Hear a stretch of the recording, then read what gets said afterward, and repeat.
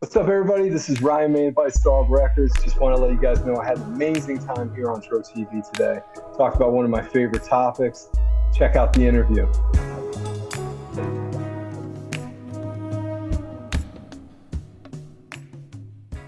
Welcome to My First Time, the show about your first time getting high on marijuana. I'm your host, Mike Freeman with Tro TV. Today, I'd like to welcome our guest, Ryan from Man Bites Dog Records. What's happening? Yo, what's up, man? So glad to be here. Yes, thank you for coming on Tro TV today. You can find more of Man Bites Dog Records, YouTube, Twitter, Instagram, TikTok, and of course, the website, BANDCAMP, all that good stuff. So, Ryan, you doing a quick dab there? Yeah. Hold on, let me get back to this. This is pina colada. Hold on. I was going to ask you what you're smoking on. You said some pina colada. Is that concentrate or? Yeah, it's shatter. Shatter. Okay. Mm-hmm. Awesome. Yeah, pina colada. I've been smoking some Blue Dream too today. Excellent. So Ryan, for our audience that may not know much about you, let everybody know where you're located and a little bit about Man Bites Dog Records.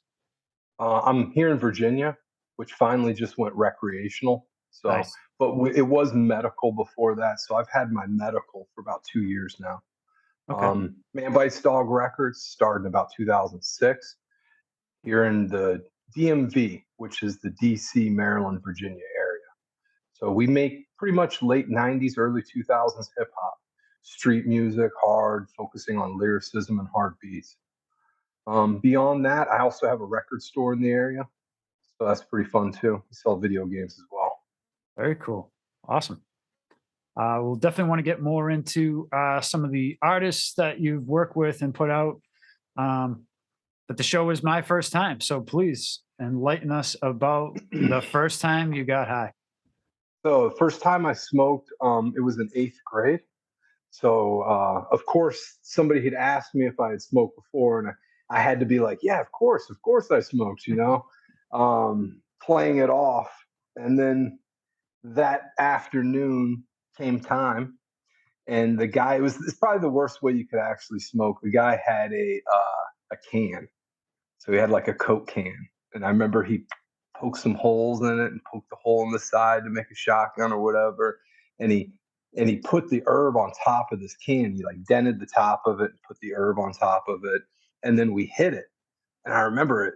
The taste was so bizarre. The first time you smoke, and this is also, let me frame it. It's like 92. Okay. So this is swag time. Sure. Yeah. So kids these days, they probably don't know what swag is. That's where you had seeds in your weed. It was not fully female. It was pretty low THC. You're probably talking 8%, maybe 11% at its best. So nothing crazy, but it got me high. It didn't get me super high, but it did get me something. I'd say the second time I smoked is when I really got high, and that was a blunt. You smoke a blunt, it'll get the job done. Yeah, absolutely. So was the taste related to whatever was in the Coke can? Was it like, Fanta flavored or? No, it was terrible flavor. It was like smoking bark on a tree. It was like, I remember that pretty much tasted bad. My whole first year of smoking pot was pretty much terrible tasting weed, because it's swag. Like I said, I'd say 95, 96 is when I first saw my good female looking weed, fully female. Kind bud is what they called it at the time. We thought it was fake because we were like, where's the seeds? No one's explaining to you. You don't have a pharmacist on the street corner who's saying, okay, this is how it works. When there's no seeds, it puts all of its energy into the THC consumption. It's like we don't have anybody saying that. You're just actually, what we did was the worst. We used to drive to DC, and we would go to the project housing in DC and buy dub bags. Yeah. Yeah, that's what we did in the 90s. Weed's very different today, obviously. It's very commercialized. Yeah, Back then, You had in the suburbs of where we live, the suburbs of DC, you didn't really have that many weed dealers. So in DC itself, there was a neighborhood at the time. It was a project housing called 203. And we used to drive down to 203. And what a rush. Yeah. Yeah. Coincidentally, my first time was out of a can. And yeah, I remember when we first bought Kind Bud, dude had like an orange slice in the bag to keep it nice and moist. And yeah, it looked fake. It was like fluorescent green. And it was like, nah, there's no way, we were getting the Mexican brick. Yeah. You bust out a bud and his 50 seeds pop out. And now here's this futuristic Kind Bud. The kid we were getting it from, he also called it Boombazi. I don't know if it was like a name he That's made funny. up or just something to give it some appeal. But um, so cool, man. So what did you have the record store before you started Man Bites Dog Records? No, no. I started Man Bites Dog essentially started in the early 2000s. The store didn't start till 2014. Okay. So I started the label about 2005, 2006. Took us a couple of years to actually get some material out. So, you're building, convincing people, stuff like that. But before that, I was a concert promoter here. Okay. So I used to bring a lot of people through to do shows. That's how I met the local talent and saw that, at the time there was no really organization to help put the releases out. So I started out managing. I think that's how most people do. I managed a couple artists and then that transitioned into, well, we should do a label because there's no label to put out their stuff. And then over time, things just evolved. So it's one of those things. I was in Germany for a couple of years, and that's how I really got into hip hop. So I started into hip hop here in the States, and then when I got into Germany, I was pretty much just exclusively listening to hip hop, going to hip hop shows. I got my turntables there, learned to DJ, write rhymes, make beats. All that stuff was in Germany, and when I got to Germany, I I found out there is no swag in Europe. And we were foolish enough that we actually thought somebody was like sorting out the seeds. They're sorting out the seeds for us. No, we learned very soon that they considered our weed in America pretty shitty because this is '96. Yeah. So when I get to Europe, the first year I was there, I was buying off the street again because nobody where I was at had a dealer. It's unbelievable. I get there, the first thing I say to the kids is, "Okay, where's your dealer? Let's go." And they're like, "We don't have one." I'm like, "What do you mean you don't have one?" They're like, "No, we don't have one. We go down to the streets." I'm like, "Fuck, man." I'm going backwards. So you go down the streets, but who runs the weed game in Germany? Yeah, you still had to buy it off the street for pretty much the first year I was there. You still had to get off the street, and then I finally met some Croatian guys, and then they hipped me to really good weed. Like that's when I started actually seeing like real name brands. Like I remember this was probably my junior year of high school. Me and my other buddy, we both heavy smokers. And my buddy said, "Hey, I just came back from Maastricht, which is like a city in the Netherlands. I just came back from Maastricht and I have some White Widow." Oh, okay. That sounds good. He says, "Yeah, but be careful, man."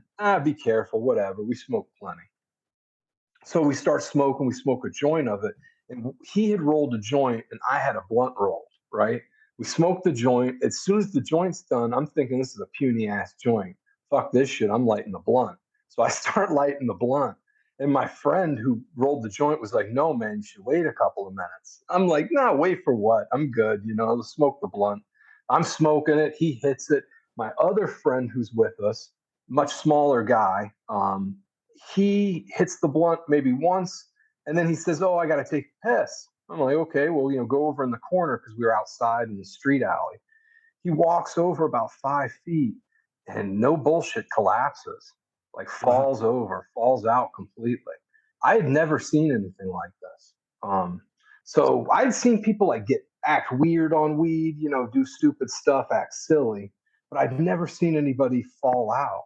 So I thought, okay, maybe it was just being weird. So we picked him up, we got him up, and he's like, yo, I got to piss really bad. And we were like, all right. So, walk back over the corner, do your thing. We'll watch out for you. He takes like a couple of steps and he starts getting woozy again. So we're like, fuck, man. And we go over to him. My friend grabs one side, I grab the other. And he's like, yo, I got to piss. I'm going to piss myself if I don't piss. We're like, all right, well, we'll hold you. And we'll just kind of hold you like this. And we'll turn to the side and you do what you got to do. And so as we're doing that, his chest shoots up like this. His head goes back like this, and his eyes roll back, brother. I was like, what the fuck? And then he just starts pissing, and he's pissing everywhere. And we're holding him back like this because we don't want to get pissed on. He's pissing, it's flying all over the place. Once he stops pissing, he all of a sudden, he takes in this giant breath of air, and then instead of just breathing out, it's just projectile vomit. Just vomits everywhere. Yeah, that was the beginning of like, holy shit, this can definitely change your day plans. So yeah, he was fine after that. Once he vomited and did that, he was just really high, but he wasn't blacking out or anything like that. And nothing happened for a while. And then maybe a couple months later, White Widow comes through again. And it's wintertime in Germany. It's freezing outside. And we're outside smoking a joint. And my friend, we smoked the joint. At the end of the joint, he starts peeling his clothes off. And I'm like, what are you doing? He's like, oh, I'm burning up, man. And it's maybe 30 degrees outside. And he's sitting there with jeans on and a tank top by the end. And he's just sweating, sweating. And we started saying like the widow bit you. It was like a running joke we had because it was just the THC was just too strong for us at that time, I think. You ever experienced that? I mean, I've had some experiences, but that definitely not. And I've smoked some White Widow too. I mean, my Oh, tolerance. I smoke it all the time. Yeah. My tolerance Yeah. is different now, but yeah, I certainly remember. I mean, the first time I smoked was '97, so late '90s. I would have psychedelic experiences smoking just because of you know I wasn't probably used to the THC level at that point when we first got a hold of some kind bud, right? Yeah. Um, but man, I know some people from Germany. Okay, so you were there. I don't know if it's worse now or worse then, but what was the? I think they call it control. Is the police the control? Oh Uh, yeah. and now, how are Mhm. they? Is it like a slap on the wrist, a fine? Is it decriminalized? Nah, well, back then it was when I first went over there. So that was the weird thing about Germany is it's provinces, right? So certain areas of Germany would be totally decriminalized, and then other parts of Germany, it's kind of like with us, our state systems here. So the area that I was at was they had a seed store that downtown where I was living, but they were kind of strict on everything else. In fact, there was a couple of Americans who got caught with weed and they got deported. So Wow. that's what they would do to us.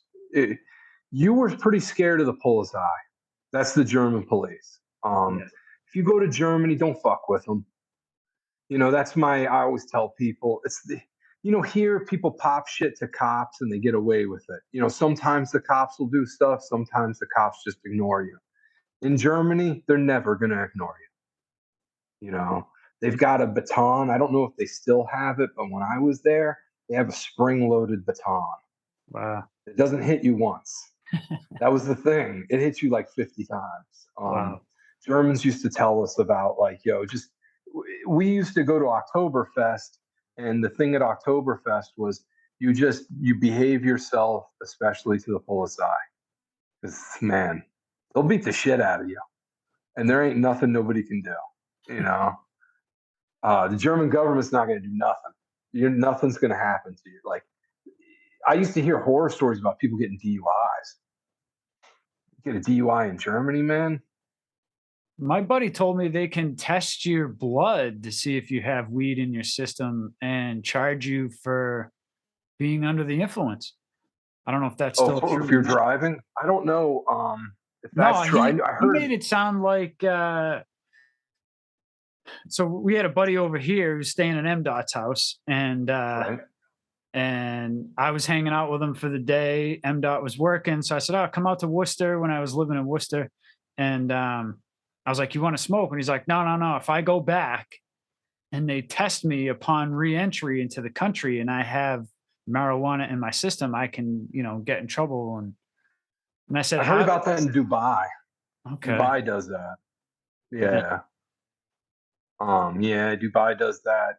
When I was in high school, I went to school. I don't know if you remember this. Do you remember that kid who got caned yeah, Michael in Fay. Singapore?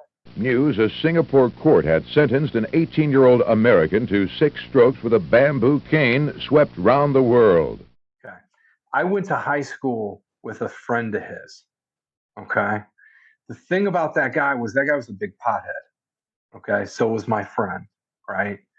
Pot in Singapore is real bad, Yeah, yeah, real bad. If they would have got caught with pot, that's what he was saying. He was like, caning would have been nothing.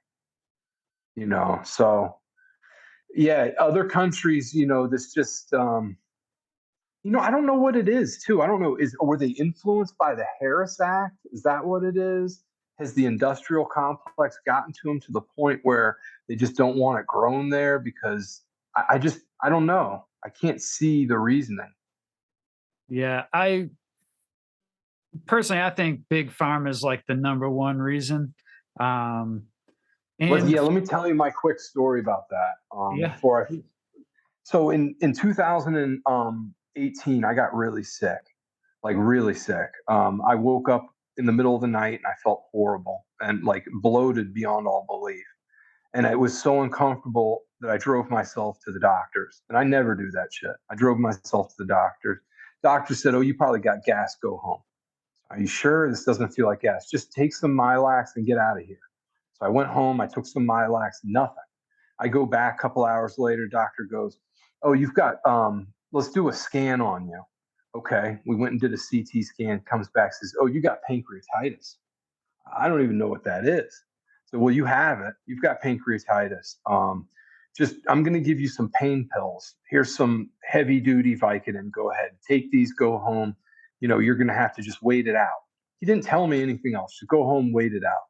So I go home and it's like the pain is just fucking kicking, man. I'm eating these things, I'm chewing them down, nothing. It's not stopping anything. So I drive myself back the third time that day. And I'm like, I need something. So they give me Dilaudid. Dilaudid is a morphine derivative. It's very heavy duty.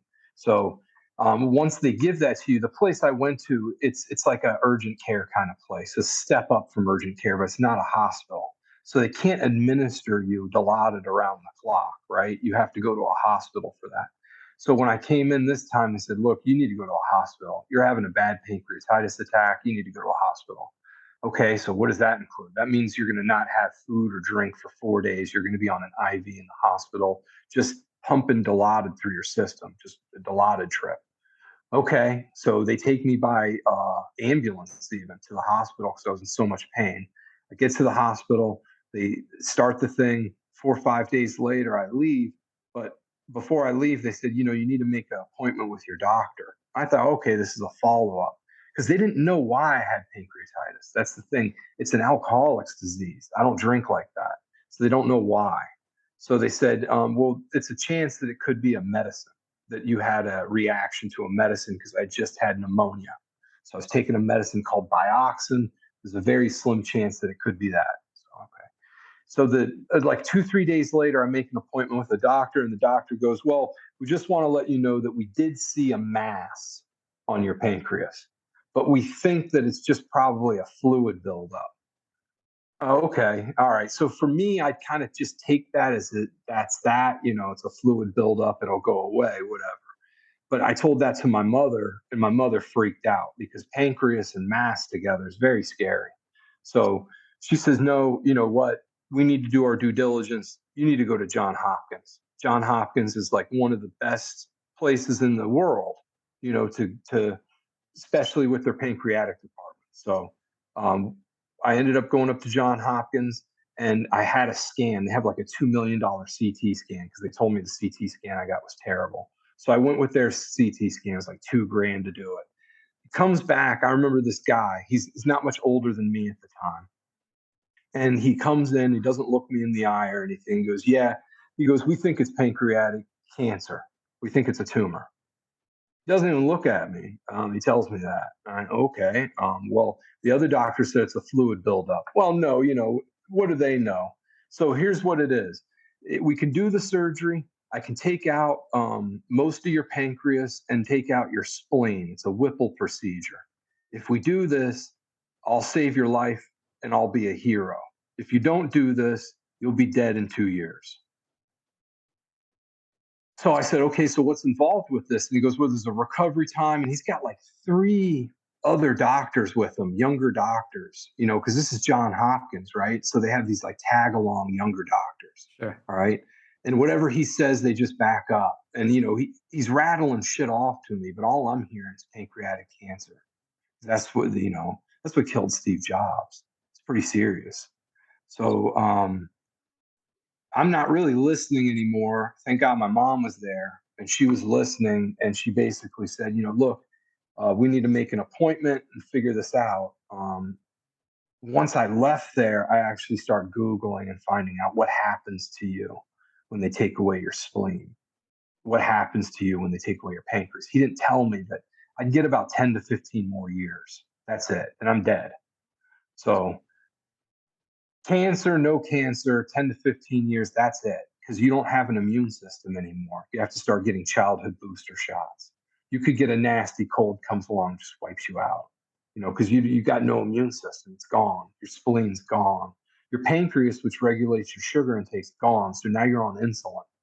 So now you're taking insulin, you're taking boosters the rest of your life. This is fucked. I got to start getting second opinions. So I started getting second opinions from doctors in California because they're doing way more radical shit out there than we are on the East Coast. So I end up going to California for a month and just trying whatever the fuck I could, right? In fact, I tried something that's called ALA, alpha lipouric acid. And then I was doing IV bags, 4-hour IV drips of vitamin C, 50,000 IUs of vitamin C, man. And then I was also doing mistletoe. They take the plant mistletoe, they liquefy it, and they put it into an IV. All these different things, they boost your immune system, and then they kind of attack the cancer cells, if there is any cancer cells in your body. The next thing was I found a nurse practitioner in Hawaii. And then what she specialized in is THC treatment. Pancreatic tumors can be aggressively killed with high potency THC. So she hipped me in about an hour-long conversation. I got more of an understanding of what medical marijuana can do than I ever had in my whole life. And after I had the conversation with her, I started doing Rick Simpson oil. And her recommendation from that point on was I needed to smoke a half gram, quarter to a half gram a day for the rest of my life. So inundating your body with THC, you can either vape it or you can take it orally. But getting the THC into your body, it has something to do with pancreatic tumors, and I started on this treatment. I was supposed to, in California, I was supposed to get cryosurgery where they were going to go in and they were going to freeze the tumor and break the tumor up. Okay. So they wouldn't have to remove my spleen, wouldn't have to remove my pancreas. Okay. So 2 days before the surgery, I decided to go get another CT scan.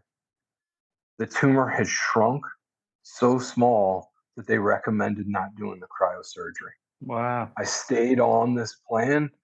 I went and got 4 more CT scans, no mass. So either the first doctor was right that it was a fluid buildup And that means the other 5 doctors plus the Johns Hopkins doctor, which is one of the best pancreatic doctors in the entire world. That means those other 5 are wrong. The Kaiser Permanente doctor was right. It could be, but if the other 5 were right and I did have a mass, then that means this nurse practitioner in Hawaii was also right. Right. So I always tell people that, there is a medical benefit to it. It's not just recreational. You got to push through, and, you're going to have to do some heavy dosage. And you can do it at nighttime while you sleep. But go take Rick Simpson oil for 30 days. Have you done it?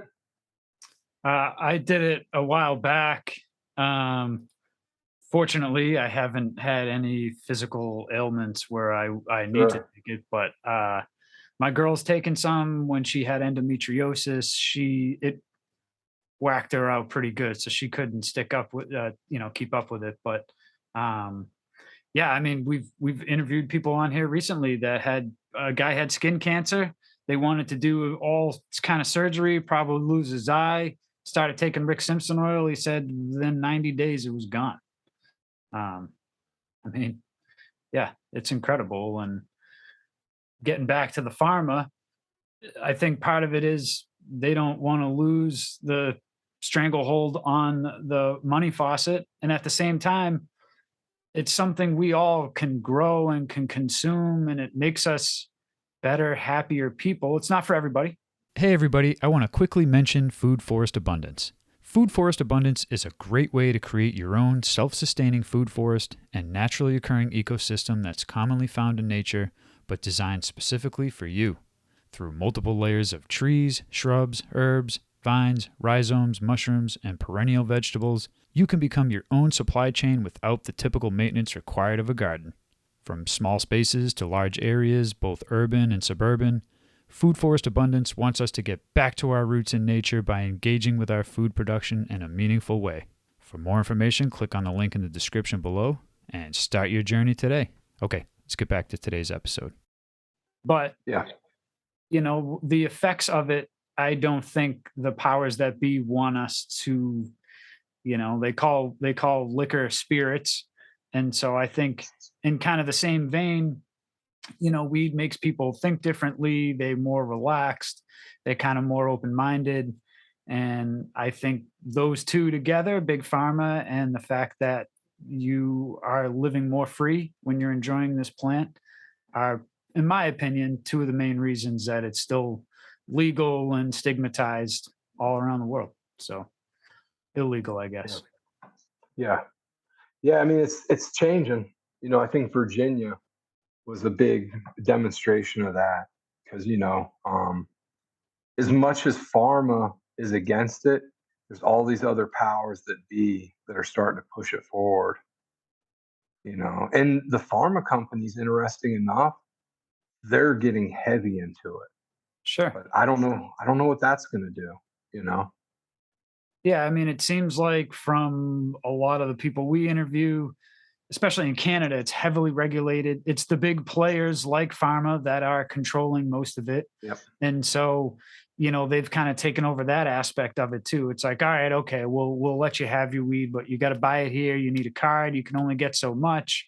You can only grow so much. So it's still limiting, our ability to be free with this plant. Man, I'm really glad you shared that story. I don't know how we could have missed that one. That's an incredible story, dude. Yeah, thank you. I appreciate that. That was it was wild, man, because when I came back to Virginia at the time was not, they were going medical, but it was like, and even still now, like DC is full, they're full.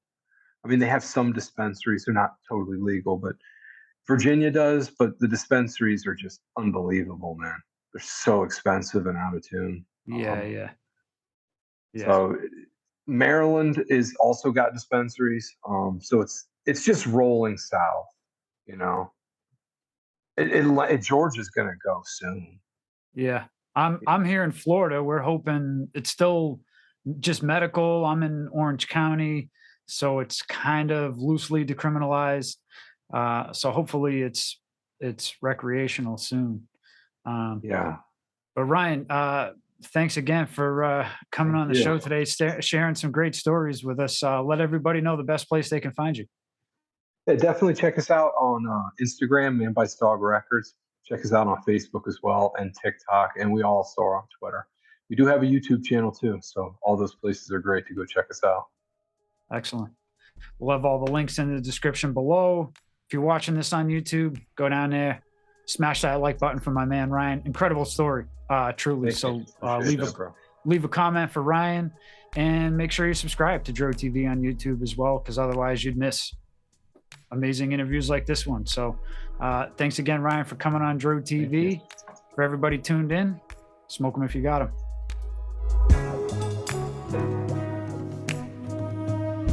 What's up, Dro TV family? You can now stream the audio version of all these episodes on your favorite podcast player. And if you like more episodes like this, check out this playlist we put together over here for you. And if you haven't already, subscribe to us on YouTube. You don't want to miss more great content from Dro TV. Thank you for tuning in, and as always, smoke them if you got them.